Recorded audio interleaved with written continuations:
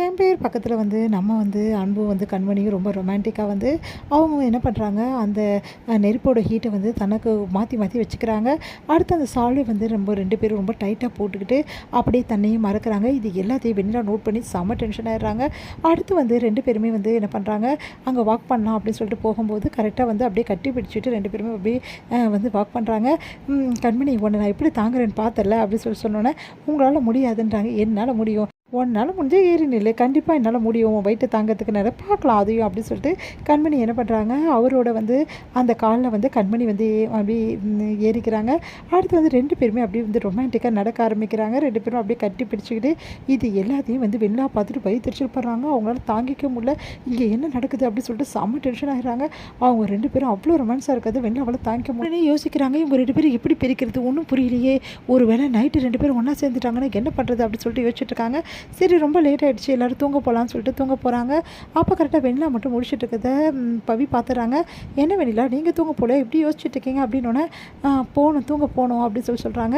என்னடி இவ்வளோ நேரம் முடிச்சுட்டு இருந்தா இப்படி போய் தூங்க போ, காலையில் எங்கேயும் போகணும்னு சொன்னாங்கல்ல அப்படின்னு சொல்லிட்டு என்ன பண்ணுறாங்க, நம்ம போயிடுறாங்க. கண்மணியும் அதையெல்லாம் பார்த்துட்டு கண்மணியும் போயிடுறாளே, இப்போ என்ன பண்ணுறது, ஒரே குழப்பமாக இருக்கே, சரி ரூமில் போய் யோசிப்போம் அப்படின்னு சொல்லிட்டு யோசிச்சுட்டு இருக்காங்க.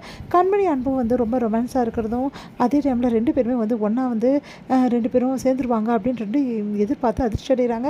அவங்க 2 பேரும் ஒன்றா சேர்ந்துட்டா வேலைக்கே ஆகாது, அதனால் இப்போவே போய் தடுத்து ஆகணும், அவங்க 2 பேரும் வேறு ரூமில் தான் இருக்கும், ஒரு ரூமில் இருக்கக்கூடாது அப்படின்னு சொல்லிட்டு யோசிச்சுட்டு வந்து கண்மணி ரூமையும் வந்து தட்டலாம் அப்படின்னு சொல்லிட்டு போகும்போது கரெக்டாக மேலே வந்து டூ நாட் டிஸ்டர்ப்னு சொல்லிட்டு போர்டு இருக்குது. அதை பார்த்துட்டு அதிர்ச்சி அடைகிறாங்க. என்ன இது இப்படி ஒரு போர்டு இருக்குது அப்படின்னு சொல்லிட்டு, இது எல்லாமே அன்போட வேலையாக தான் இருக்கும், என்ன பண்ணுறது இப்போது அப்படின்னு சொல்லிட்டு அந்த போர்டை எடுக்க பார்க்குறாங்க. கரெக்டாக அங்கே வந்துடுறாங்க அந்த இன்சார்ஜை பார்த்தோன்னே, எதுக்காக என்ன மேடம் வேணும் உங்களுக்கு அப்படி சொல்லி கேட்குறாங்க. இல்லை அது வந்து என் ஃப்ரெண்டு கண்மணி பார்க்கலான்னு வந்தேன் அப்படின்னோடனே, அவங்க தான் என்னை போர்டு வைக்க சொன்னாங்க, நானும் வச்சுட்டேன், என்னென்னா எங்களை யாரும் டிஸ்டர்ப் பண்ணக்கூடாது, அப்படி டிஸ்டர்ப் பண்ணால் ஒன்றை தான் கேட்பேன்னு சொல்லிட்டு சொல்லியிருக்காங்க.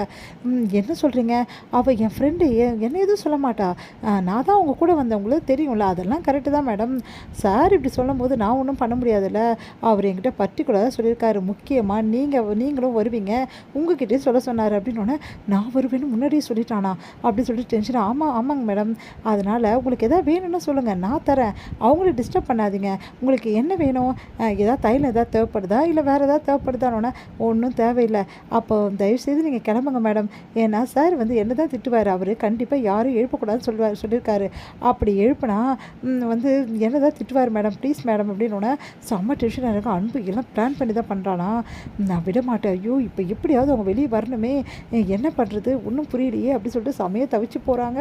இங்கே வந்து அப்படி ரூமுக்கு போகிறாங்க. ரூம்லேருந்து எட்டி பார்க்குறாங்க, நல்ல காலம் அந்த ஆள் இல்லை, நம்ம போயிட்டு எழுப்பலாம் அப்படி சொல்லிட்டு வராங்க. பார்த்தா வந்து கரெக்டாக வந்து அந்த கை வச்சு அந்த போர்டு எடுத்துகிட்டு எழுப்பலான்னு வரும்போது, கதவை தட்டலான்னு வரும்போது கரெக்டாக அந்த இன்சார்ஜ் வந்துடுறாரு. மேடம் நான் தான் சொன்னேனே மேடம், அவங்களை டிஸ்டர்ப் பண்ணாதீங்கன்னு, மறுபடியும் என்ன பண்ணிட்டு இருக்கீங்க நீங்கள் அப்படின்னு சொல்கிறாரு. இல்லைங்க எனக்கு கொஞ்சம் உடம்பு சரியில்லை, கண்மணிக்கிட்ட தான் வந்து எல்லாமே இருக்குது டேப்லெட்லாம், அதான் வாங்கலான்னு சொல்லிட்டு, மேடம் உங்களுக்கு என்ன பிரச்சனைன்னு சொல்லுங்கள், நான் உங்களுக்கு டேப்லெட் வாங்கி தரேன், இங்கே எல்லாமே இருக்குது மேடம், உங்களுக்கு எதாவது காஃபி எதாவது வேணுமா, சூடாக எதாவது வேணுமா மேடம் அப்படின்னோடனே உடனே வந்து செம்ம டென்ஷன் ஆயிடுறாங்க. இந்த ஆளை என்ன வேணும்னு சொல்லிட்டு அனுப்பிச்சிட்டா கண்டிப்பாக இந்த ஆள் போயிடுவான், அந்த கேப்பில் நம்ம கண்மணியை வந்து எழுப்பிடலாம் அப்படின்னு சொல்லிட்டு, எனக்கு சூடாக ஒரு காஃபி வேணும், காஃபி தானே, ஒரு நிமிஷம் மேடம் சொல்லிட்டு இருக்க ஃப்ளாஸ்க் எடுத்து ஊற்றி கொடுக்குறாரு. அதிர்ச்சி அடைகிறாங்க. ஓகேவா மேடம் அப்படின்னோடனே, ஐயோ அப்படி சொல்லிட்டு டென்ஷன் ஆயிடுறாங்க.